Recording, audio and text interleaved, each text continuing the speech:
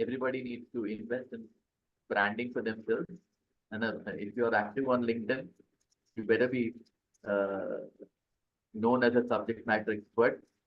And depending on how much of information you can share on the public domain, I would want you to take charge of your career.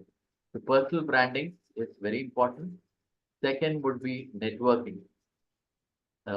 It's very essential to invest in relationships, uh, either at your client side or your ex-colleagues or your ex-bosses, because as I told you earlier, Yeah.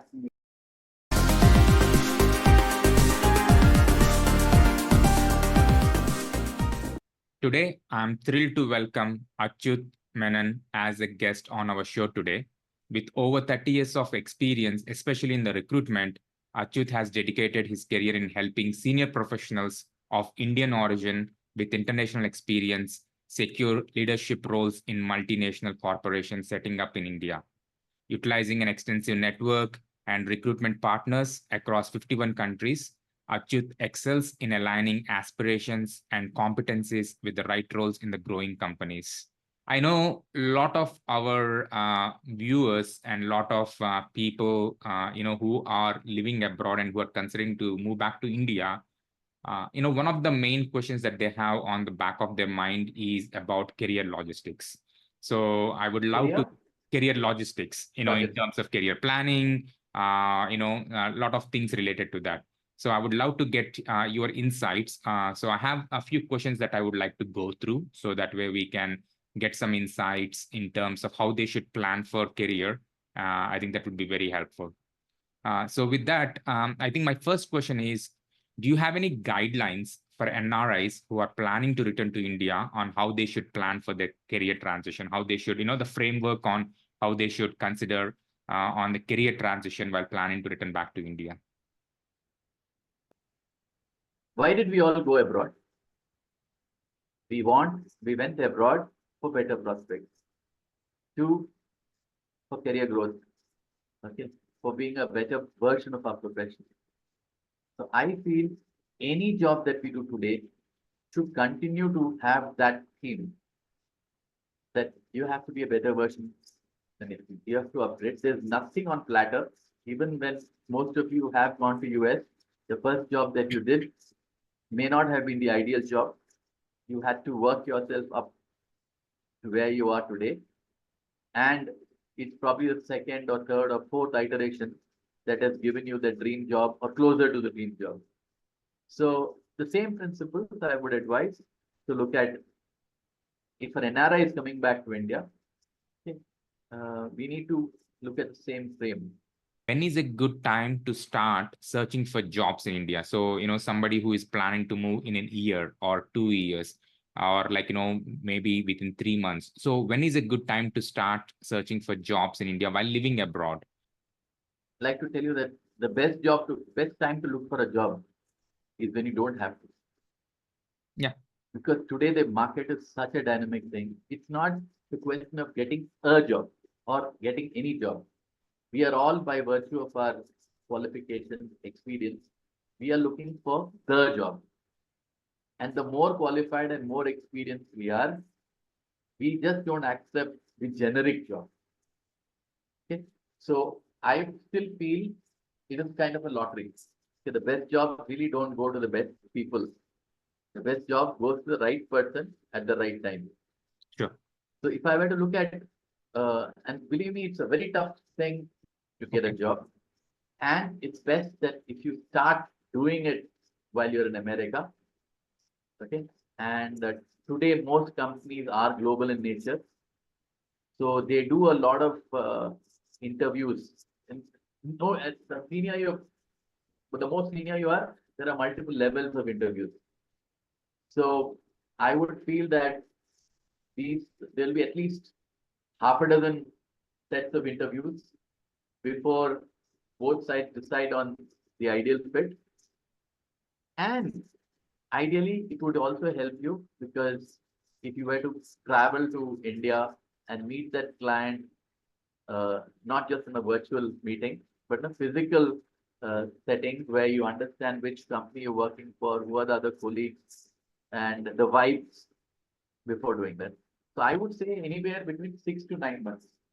Okay. And why I'm saying this is we have to look at, unlike in America, where you can change a job, say, in 15 days time or 30 days time.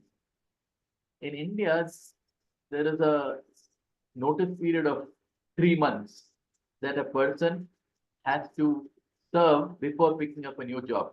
Yeah. So most of the mindsets of companies and hiring also is that if today we are June 30th, we are expecting to hire 1 or 2 quarters from now. Yeah. We are not hiring for today. Okay, because we know there's a certain amount of timeline required in interviewing. And then after we shortlist, that person has to work 3 months notice period before joining. Yeah. So that even if an offer is given on June 30th, July, August, September, the earliest joining period is October. Sure. So most companies are hiring quarter to quarter. And Yeah. with the kind of dynamic situation which now the entire world is in, geopolitical reasons, these business plans change at the drop of a hat. So while companies make a commitment of hiring, by the time the person joins, plans could change, business plans could change, and we should not be surprised if companies go back on their word also. Yeah. So ideally, if I were you, I would want to have at least 3 or 4 offers in hand before finalizing one accept one job. And there is no job which gives us everything on a platter.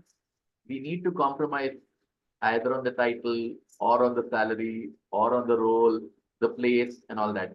So I personally feel if you need to have a option of 4 jobs to pick from, 6 to 9 months is a fairly uh, reasonable time to expect. Yes, there are miracles which happen. You might Yeah. sit on a flight and find somebody who's a potential hiring manager. He'll tell you to join next week. But it's very, very risky to quit a job and come and start searching all over again from here because a lot of things are beyond our control. No, thanks for sharing that. But there is also this perception and also some data points for people who have been applying jobs from abroad, where companies are not considering them very seriously, uh, especially if somebody is trying to start their career planning or job search like 6 to 9 months. There are for different reasons, how serious are they for returning back to India? And, if they make a decision, how confident that this person will be joining. And also like maybe they might not even consider if they have a foreign address. There are some of the data points that are people have experienced. But from your experience, from your journey in the last 30 years helping NRIs and also working with different clients, what are some of the do's and don'ts while applying for jobs in India, especially from abroad? I think to your suggestion, it's better to start while you have a job and, get better to get 3 to 4 offers. So, and then you can make a decision. So what are some of the guidelines or some of the, practical tips that you would suggest for people who are looking for a job opportunities in India as a part of their transition back to India? Okay, let me confess. Okay, I am in a very nice position where I have both the expectation of the employer and the employee. Yeah. Just as you're saying, you are representing a set of job seekers who are anxious about getting a good job. Okay, I can tell you, I know a whole lot of hiring managers who spend sleepless nights to figure out when they will get a good person. Okay, and there's nothing to do with NRI or Indians. Even in India, okay, there's such a huge gap between offer, acceptance, and joining. So much so that companies are even used to buffering offers.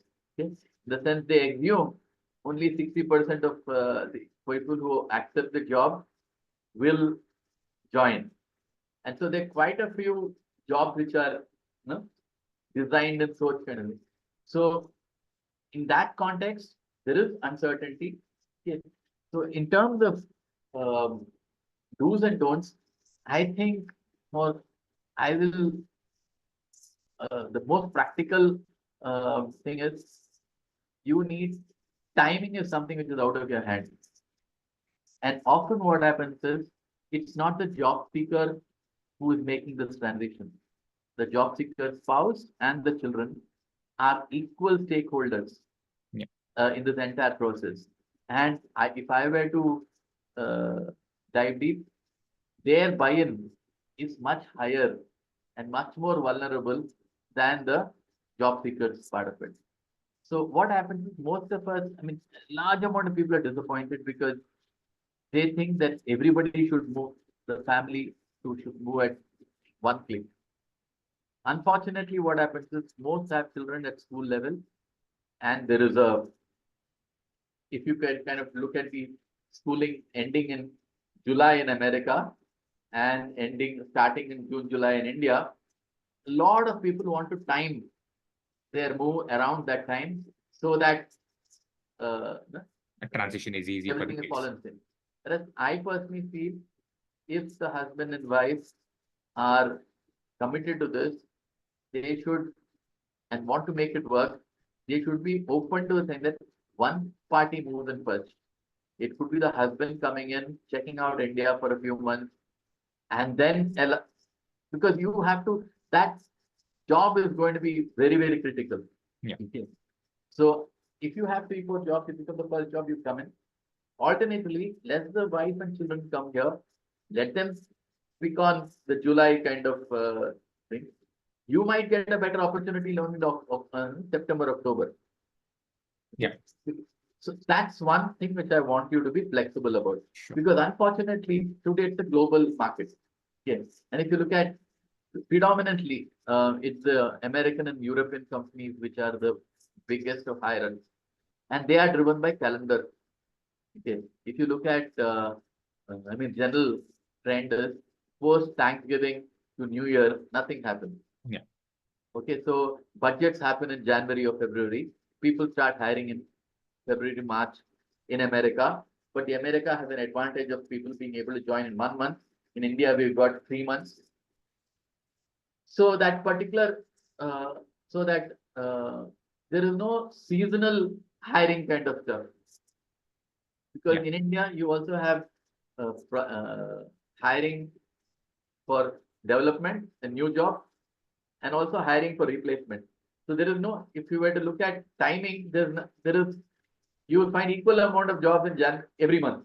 Yeah. Okay. It's just that when you look at the expectations from a job seeker from returning from America, they are forced to take the only job or the best job, which is in sync in July part of it. So that is one thing I would love to point out. Sure. Otherwise, second is today the market is a real dynamic one.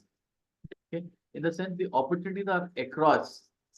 Okay. And I wouldn't really advise you to look at if you were to respond to jobs already posted on portals and LinkedIn and elsewhere, that is de facto hiring for an already made plan. Okay, it's like your RFQ or RFP part kind of a thing. Because moment the job description is made, more or less the specs are decided that we need somebody with this experience. Whereas my personal feeling is since you've got 10, I mean, an average NRI has got anywhere between 10 to 15, 20 years of experience. And the advantage of having long conversations with potential employers is some of them can even design roles based on what specific value Avinash brings in. And once they design a role and the JD is made, there will be a JD at some point of time. They'll want clones of Avinash. Okay. Achyut will not fit there.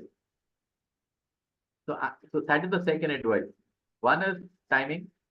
Second is try and talk to decision makers who are able to design a role for you. Yeah. And for that, the best is some ex-manager or your ex-employer in America. Yeah. So just to maybe a very direct question, does the employers give less value if they see like a foreign address or a foreign number or anything like that? It's just a misconception, uh, or is there some truth to that? No. Yes, this is there is a doubt because a bird in hand is worth two in the bush will get. People, I've also, because I've been in the market for so long, I generally find a lot of interest in returning to India sometime in June, July, because the schools are the thing. Another spike which comes in October, November, December, because those are the times when the campus hires, the IITs, the IIMs are made in the news. Suddenly you find a fresher gets 1 crore salary, and then you sit wondering, hey, I've got 15 years of experience. What am I doing in America?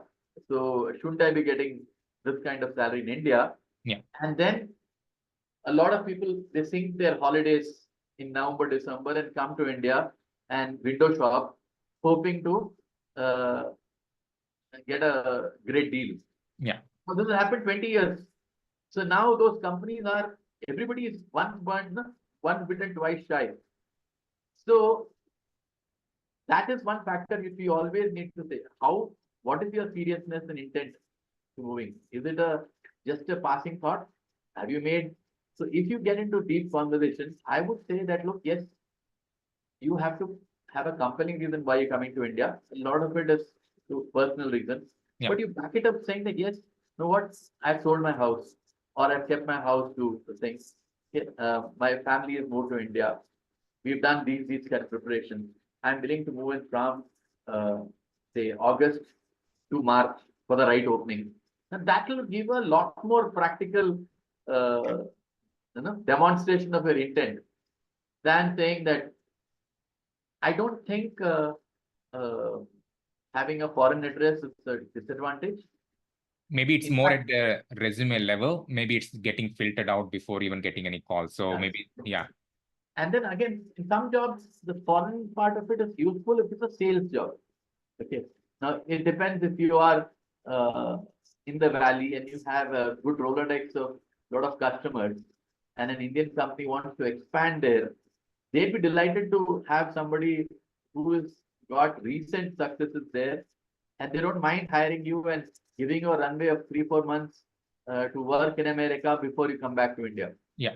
So I would not jump to any conclusion, but yes, for ease of communication, a WhatsApp Indian number is useful, but Okay. the intent has to be very clear that yes, I am coming. It's not that I'm unemployed and I'm going to join the first job.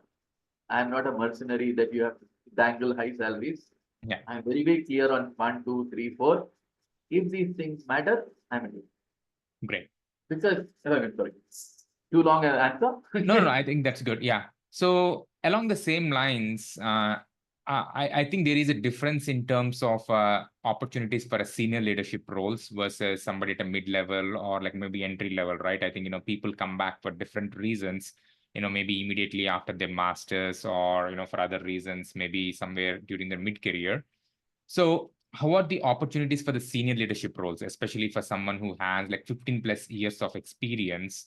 And what's the best way to get those positions? Again, you mentioned about like defining your own role, right? Trying to work out. So, what is that something that you can guide, some of the people who have 15 plus years of experience to be able to have those kind of discussions with the hiring managers to design or define the roles or any other insights that you can give for somebody looking for a senior leadership roles?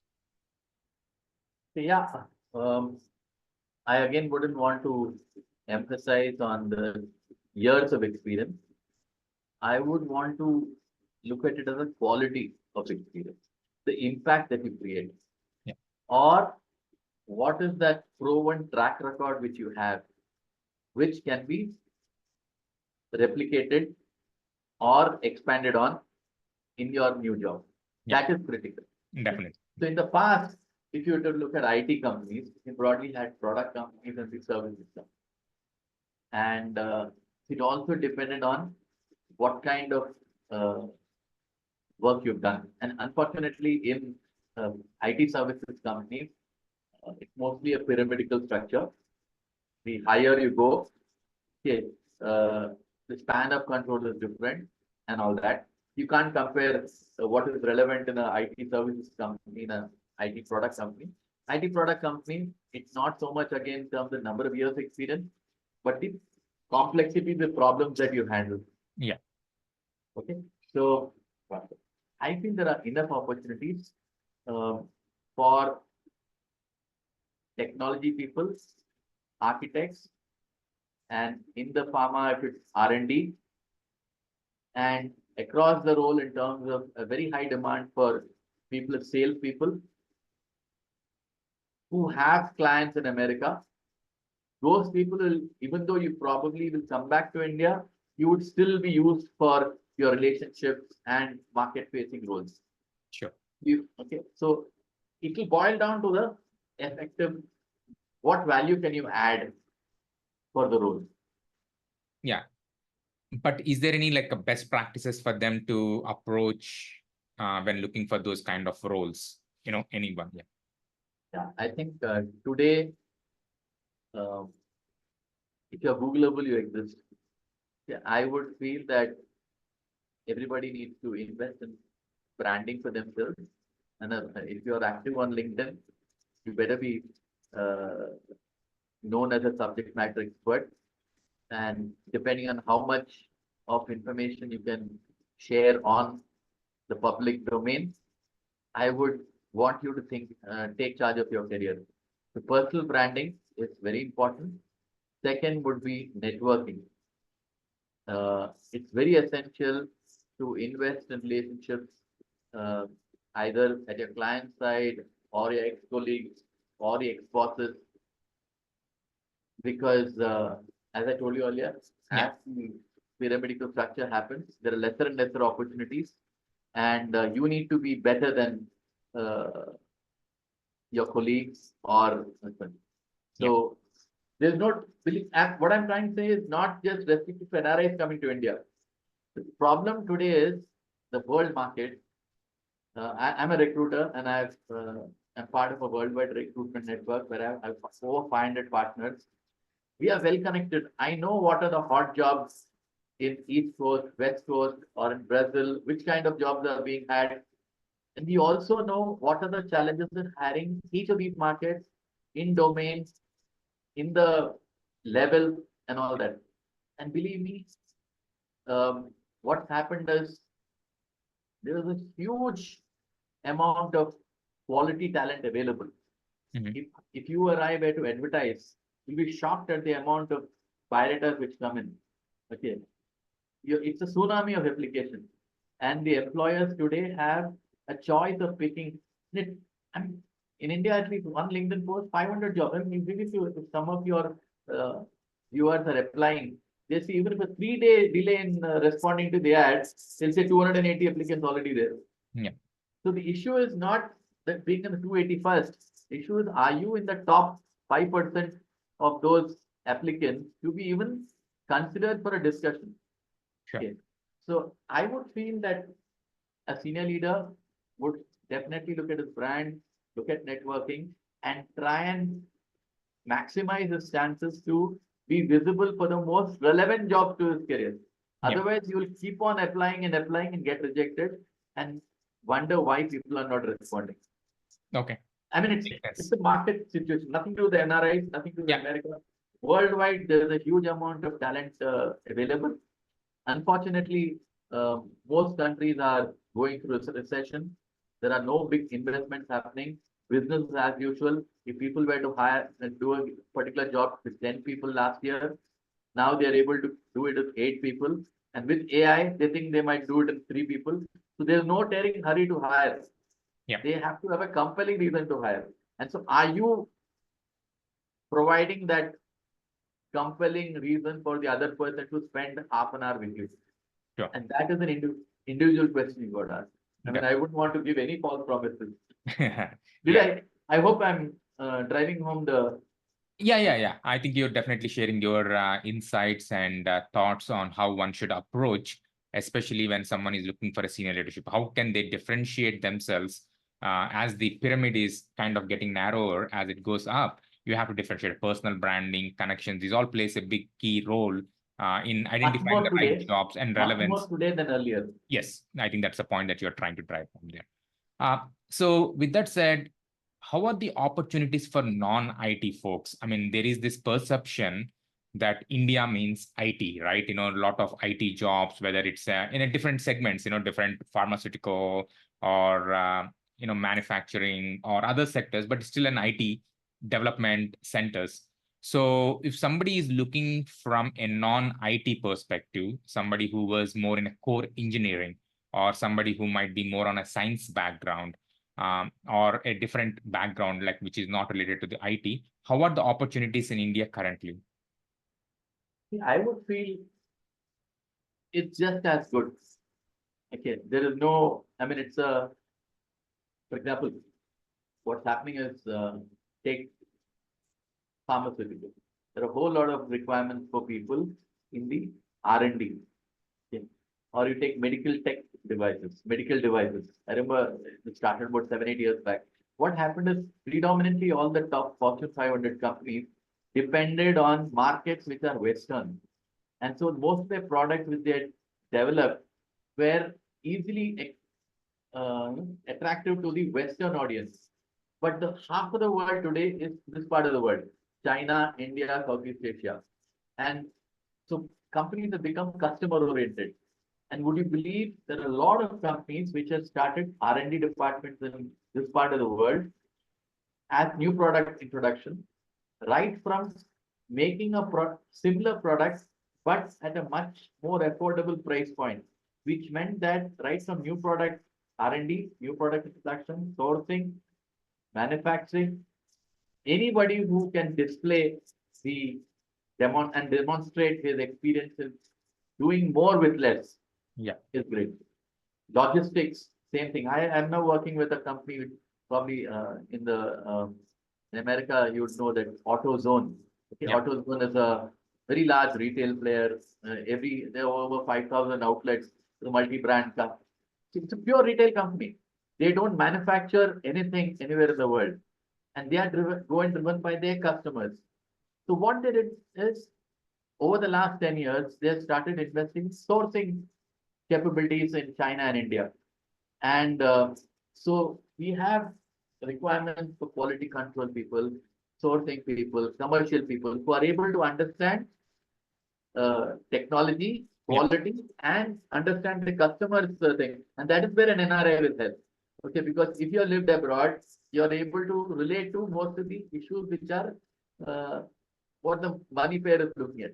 So be it automotive, and again, part of the world is European companies are the automotive industry. They are shifting severely from the fuel part to now electric vehicles. What is required now is a totally new skill set. Anybody 20 years of carburetor experience is no longer relevant. So what you need for the future is totally different. Now, can you transplant what you've done? Yeah. Or can you use your opportunity in the interview to explain to people how you're different? So it's only for accounts, I would feel, because accounts compliance part, it will boil down to US GAAP or knowledge of taxes and stuff like that. So there you are more of cost center. The higher experience you have, you are more likely to be looked at magnifying glass. Okay. But if you had to look at any role which is add to the top line, that intellectual property, sales, or stuff like that, consulting, there you have a great role. So I don't think that any, and this I'm talking with people in US. Unfortunately, there's not the same kind of demand or respect for people who have worked in Gulf. Okay. Because traditionally Gulf was full of traders and small marketing people. So what makes you successful in the Middle East will not necessarily make you successful in India. So unless you have a skill which can be transplanted there, probably if you're an oil and gas professional, yes, but how much of India has oil and gas? Okay, those opportunities are restricted by that. I would feel that if you look at semiconductor industry, now because of geopolitical issues, China and Taiwan and all, and India's Make in India policy, there's a whole lot of companies are setting up in India. So any of your audience who's got semiconductor experience, it's a great opportunity there. But again, you have to realize that these are coming, these are the government is investing in them, and these are places which are in remote areas, okay, northeast or Gujarat, not necessarily closer to your hometown, which you would like to relocate to. Yeah. So there are occupational hazards, but I don't think there is any particular extra demand for IT. Now that is also becoming a commodity. So it's not just because you had 10 years of Java J2, it doesn't mean anything else now. Because even there, the methodologies are changing. I mean, if low code comes in and then AI will come in, I'm a little worried about how important these technical skills are, and maybe your managerial skills and people management skills will become more important. Sure. So along the same lines, from a career progression, right? I think in terms of leadership opportunities or career ladder, growth, is there a difference between opportunities that you have in the companies abroad versus companies in India, especially MNCs, which have global offices across the world, and some of them has headquarters in US, Europe, and so on, but they also have like these development centers, or does that hinder anything on a career progression? This is some of the thing that kind of holding of some of the NRIs. Yes, they might be okay, but maybe it kind of hinder their career progression. I don't know how much truth is there in that. I definitely there is a definite correlation, because again, what happens is there is a overemphasis on titles. Okay, a director in a say a European company, in an American company, is a senior manager role. A director in a European company is a senior executive role. So don't go by the title, go by the scope of the role. Okay? And unfortunately or fortunately, what happens is it has also got to do with the life cycle of growth of the organization. I would believe larger the organization, smaller the role. Okay, the smaller the impact. I mean, the safest is to join a Google or a FANG company. Okay, they are almost world class everywhere. But then you will notice, depending on the investments being put, certain jobs are earmarked for certain geographies. In fact, I have at least I'm talking in touch with at least 15 to 18 people from Google who have been there for 20 years in America, in Google. They find that after certain levels, there are no new openings in America. All the new openings are in Brazil or in India. Fortunately, right now there's a in Google, at least they have Bangalore office and Hyderabad office. So depending on the vertical and the product, you do have a chance. Yeah. But you also should see that it's no longer, at least because the work is now distributed. Okay, it's more a matrix organization than a ladder. So when you move, I wouldn't want you to look at titles, but I would want you to look at, okay, what does the immediate job give you? Can you transplant all your existing? And more importantly, what is the next job you're likely to get?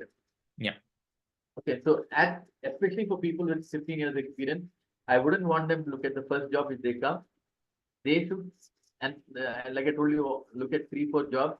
And in those 3-4 jobs, they should see, okay, now it's 2024. If I stay in each of these companies, and in 2026 or 27, what is the kind of role I'll be playing? Yeah. If you're able to get that kind of a feel, I would advise them to look at that part rather than, I mean, it's better to defer gratification than for instant gratification. Sure. Okay. Maybe 2 or 3 more questions and then we can wrap it up. Is there a way to find some jobs abroad that you can work remotely, like, jobs in US, UK, which allow remote working in India? Are you aware of some opportunities like that or some companies doing that? Yeah. This is another So, common question. yeah, so in fact, there are lots of platforms available. Yeah, and I think as of now, I find it more acceptable in Europe, most of European countries, because simply they don't have that kind of population and the access to talent. And they don't have the ability to set up an India operation. And it might take, and they probably hire only a handful of people. They reach out to these platforms. I would also advise each of you to be very active in um, the vertical groups which are there. See your meetups if you have, or say Reddit, and yeah, or also keep track of a lot of this is more with not the big companies. The big companies today are battling with hybrid work and bringing back people to work and stuff like that. This kind of flexibility is more with companies which may not have great brands. Yeah. And so they're using this as a tactic to attract better talent. Mhm. So obviously, you need to be visible to them. And so I would feel building a brand will help you be found for such opportunities rather than you're looking for a job. Because today, if you look at, I mean, human tendency, everything you go on Google. If you're on the 18th page on Google, you might as well not be relevant. Yeah. So I would say remote jobs are there, but there's still, of course, there are lots of taxation issues and all that. So there are whether they will hire you as a individual or a consultant or on whose payrolls, they change based on the taxation of that country and the faith they have in the civilization, this part of the world. But I would feel remote jobs are still going by personal connects than rather than you have the Fivers and Yes. all those platforms, but they are all transactional. They are Yes. not the real high value stuff. Yeah. But yes, uh, companies realize that they don't need 40 hours of your time. Okay. Or I think there are a lot of opportunities. And in tech, definitely. Sure. Some people are there, marketing people are there, communication people are there, analytics people are there. With jobs which don't need you to be physically available at the company. All those. Of course, manufacturing, you can't get a remote job. Yeah. Accounting, you can't get a job. The security reasons. So I guess they are more occupational hazard part of it. But yes, there are enough opportunities. Okay. But you should be realizing that it's very unlikely that a great brand will give you a remote job. Sure. I mean, again, you Unless have to they, balance it out with the brand value and what they need versus, what you need. So maybe I'll touch base offline. I mean, if you can share some of these portals or the platforms so that we can share it with the audience. The other question I have is, this is another common thing that people have in mind, how they should think about the total compensation, the CTC, right? In INR, they have this, package that they get in US or UK or in other places while they work abroad. And when they're considering an offer from India, how they should evaluate it? Is there a framework or suggestions that you would give? What's the best way for them to evaluate these offers, or how they should plan, like what to expect for their kind of roles, or what they can bring value to the companies? Any insights from that perspective? yeah, it's basic common sense. Um, I would feel that you should be familiar with the PPP concept, purchase parity power. Yeah. And unlike, we Indians are quick to calculate $1.85. Okay? But you can't multiply by 85 and equate it in India. I would feel it's more about 25 to 30%. Again, it's within the cities in say Hyderabad versus a Gurgaon or a Calcutta. Okay, cost of living is different. So I would feel uh, normalizing it to the purchase power parity is ideal. But broadly, the cost arbitrage part is over 20 years back. In my experience, I see you can expect anywhere between 40% to 70% of your last drawn US salary based on the impact of the role that you're doing. Sure. If you are a plain vanilla guy, you can come at 40%. If you are that R&D head or that architect who's going to make or break the India operations, you will be closer to 70% if you're joining a new company. But I know a whole lot of people who have transitioned from US to India, say 5 years, 10 years back. I think their salaries are now comparable with US salaries. It is because human capital is becoming more and more. But as a person moving jobs, moving countries, you look at that 40 to 70% based on what is your expertise, what is very unique to you, and how you can transplant that for increasing the revenue or reducing the cost for your employer. So, Yeah. and believe me, honestly, salaries are not just in India, abroad the world. It has become a very tough negotiation skill. You can't say a 8-year-old person will get 120K or 150K. Each company uses the salary to their own advantage. There is a difference between fixed salary and variable salary. Yes. So you need to be conscious of that. And if somebody is already on a ESOP, there's always or you need to vest your stocks once in 4 years. There's an opportunity cost of that. It's not an easy calculation, Sure. but broadly 40 to 70% is what I would say. And don't go by all those campus trials where people get 1 crore salary. Out of say 1 lakh freshers, only a handful get. Yeah. Those are more for news and Yeah. may not be like Clickbait. yeah. Cool. So thank you very much for all the insights. So are there any topics that we haven't discussed or anything that you wanted to share with people who are planning to move back, how they should plan for their career? I think it's not just for NRIs. And you look at it just as Yeah. it's a question whether to move from US to Canada, US to Europe, or US to Japan. This is good. Today we are all global citizens. Yeah. And especially with the looming issue about AI, there is no place for mediocre people. So I, for one, would not feel that you can expect anything on a platter. Yeah. You have to constantly demonstrate on how you have improved over the last 3-4 years, and what are your personal compelling pitch to future employers.